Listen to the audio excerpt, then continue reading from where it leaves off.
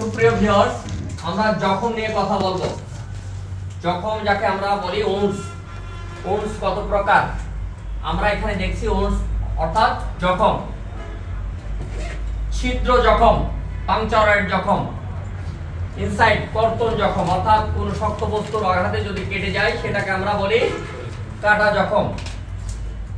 ল্যাচার্টেড ক্ষত অর্থাৎ যখন ছেঁচাড়ানো কোনো জখম বা সংকটাপন্ন জখম হয় সেটাকে বলে আমরা ল্যাচারেটেড ক্ষত।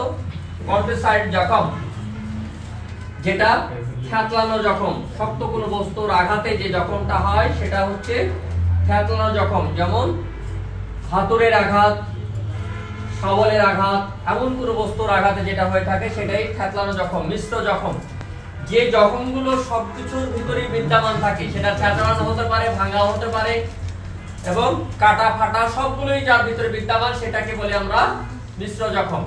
আচ্ছা, এই জখম ম্যানেজমেন্টের জন্য আমাদের এই ধাপগুলো অবশ্যই জানতে হবে যে কোনটা কোন জখম। কাটা জখম হলে আমরা সুন্দরভাবে ড্রেসিং করব। ড্রেসিং করে যদি এর ভিতরে দেখি যে কোনো ক্ষত স্থান আছে কিনা, এই কোনো জায়গা যে রক্তক্ষরণের ধরন দেখে আমরা বুঝবো শিরা ধমনী কেটে গেছে কিনা, সেটা আমরা রিপ্লেসমেন্ট করব। পাঞ্চরয়েড ক্ষত খুব বিপজ্জনক, যেমন বুলেটের আঘাত, সড়কির আঘাত, বর্ষার আঘাত, তীরের আঘাত, সুইয়ের আঘাত, সূচালো বস্তুর আঘাতে হয়ে থাকে। এটার গভীরতা যদি গভীর হয় তাহলে বিপজ্জনক। এটা আমরা দ্রুত যদি আমাদের সাধ্যের ভিতরে হয় আমরা ব্যবস্থা নেব, সাধ্যের বাইরে হলে আমরা নিকটস্থ হাসপাতালে পাঠাবো। ইনসাইড জখম কাটার গভীরতা যদি দেখি যে এখানে শিরা ধমনী কেটে যায়, ধমনী কেটে গেলে আমাদের সাধ্যের বাইরে হলে আমরা এটা রোগীটা রাখবো না। যখনই দেখবো শিরা ধমনী কেটেছে বা ক্ষতের গভীরতা খুব বেশি, তখন আমাদের সাধ্যের ভিতরে আমরা রিসিভ করব। সাধ্যের বাইরে হলে অবশ্যই আমরা রোগীটাকে পাঠিয়ে দেব। কারণ শিরা ধমনী কেটে গেলে আমাদের কি হবে? অঙ্গহানি হওয়ার সম্ভাবনা, বিশেষ করে ধমনী কাটলে অঙ্গহানি হওয়ার সম্ভাবনা আছে। শিরা কাটলে যদিও ভালো, অসুবিধা নাই, সেটা রিপ্লেসমেন্ট করা যায়। ল্যাচারেটেড ক্ষত ছেঁচানো জখম। ছেঁচানো জখম হলে আমরা কি করব? এটা আমাদের সুপ্রাটলি ড্রেসিং দিতে হবে বা ডিউড্রাম ড্রেসিং দিতে হবে। যদি আমাদের কাছে থাকে তাহলে আমরা ডিউড্রাম ড্রেসিং দিয়ে দেব।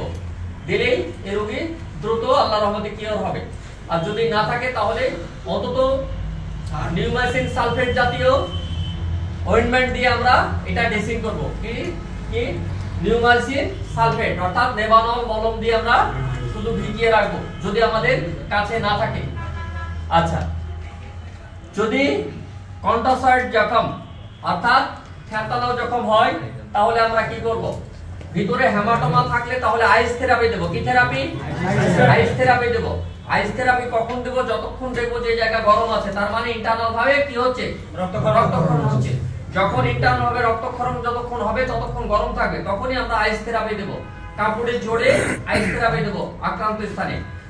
যখনই আইস থেরাপি দেব আস্তে আস্তে ওখানকার রক্তক্ষরণ শিথিল হয়ে আসবে এবং রোগী ভালোর দিকে যাবে। যখন দেখবো যেখানে রক্ত জমাট বেঁধে আছে, কয়েকদিন পরে 2-3 দিন পরে যখন জমাট বেঁধে আছে, সেই রক্তকে আমরা সিরিজ দিয়ে এক্সপ্রেশন করব। যদি এক্সপ্রেশন না আসে তাহলে 11 নম্বর বিটি ব্লেড দিয়ে ওই জায়গা সুন্দরভাবে ড্রেসিং করে কি করব?